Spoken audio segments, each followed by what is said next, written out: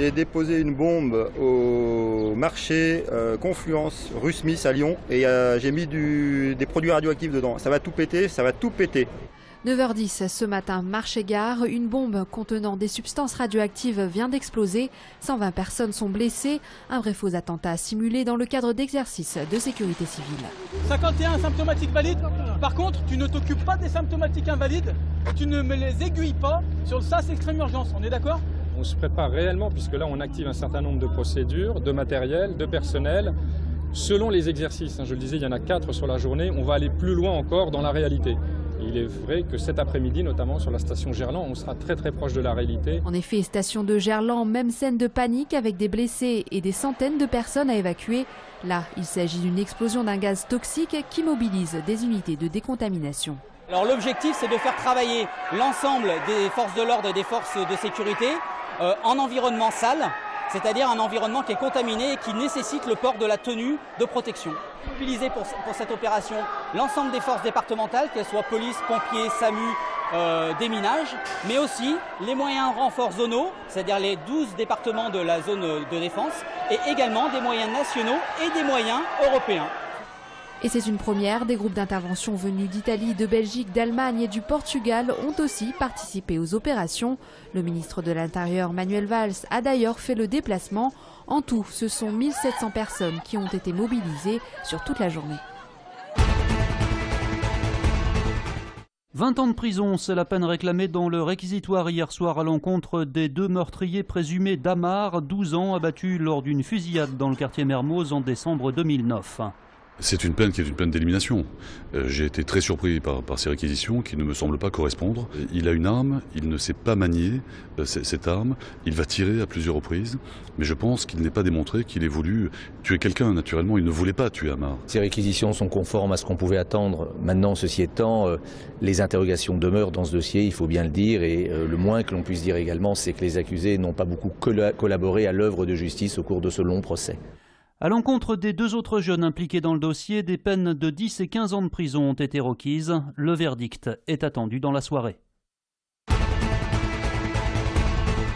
Mouvement de grève à la SNCF avec des perturbations à partir de ce soir et jusqu'à vendredi matin. Demain, on prévoit en moyenne seulement 4 TGV sur 10, 4 TER sur 10 également.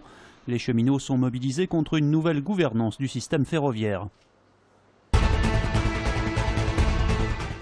Renouveau pour la prison Saint-Paul de Lyon, elle accueillera le campus de l'Université catholique de Lyon. La première pierre a été posée ce matin dans laquelle est scellé un parchemin portant une valeur, la liberté. Transformer une ancienne prison en campus universitaire, c'est vraiment une aventure formidable, une aventure de liberté. Et nous avons pris d'ailleurs comme thème cette phrase de Saint-Paul pour le campus Saint-Paul. Vous avez été appelé à la liberté. La reconversion du site prévoit de garder 40% des anciens bâtiments tout en transformant l'atmosphère du lieu. Faire tomber les murs, créer une véritable traversée de ces sites qui étaient jusqu'alors totalement inconnus des Lyonnais de fait. Et on a voulu créer une grande traversée de la place des Archives donc vers le Rhône. Cette grande traversée donc servant à la fois de lieu de fédération et de lieu de rencontre pour les futurs étudiants et dans le même temps qui permettait de découvrir l'architecture des bâtiments anciens qui depuis 150 ans étaient complètement cachés. Fin du chantier prévu en 2015 et le maire de Lyon veut lancer un nouveau projet pour faciliter le passage de la place Carnot à la place des Archives.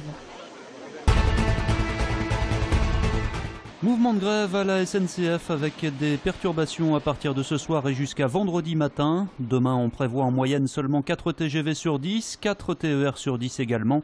Les cheminots sont mobilisés contre une nouvelle gouvernance du système ferroviaire.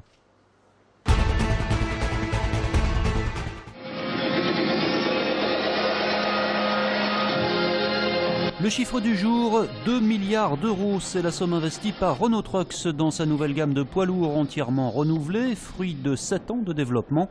Des modèles présentés hier soir lors d'un grand show à Eurexpo, beau comme un camion. On aurait pu l'appeler Django le Magnifique, un swing inimitable, un doigté unique.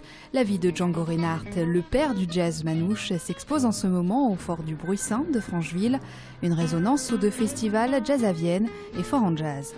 Donc c'est un parcours chronologique avec à chaque fois des documents, des vidéos, des films qui nous sont présentés pour évoquer également à la fois toute la trajectoire du parcours artistique du musicien, mais également tout le contexte français, puisque Django Reinhardt est un musicien qui a inventé le jazz manouche et qui est français.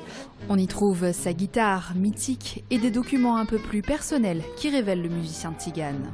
Alors on découvre ici une lettre écrite par Django Reinhardt à Stéphane Grappelli en 1946 lorsqu'il réalisait sa tournée aux États-Unis avec Duke Ellington.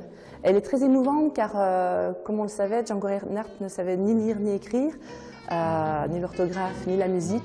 Et en fait, c'est Stéphane Grappelli qui lui a appris à écrire. Le fabuleux destin de Django Reinhardt est à découvrir jusqu'au 14 juillet au Fort du Bruissin de Francheville.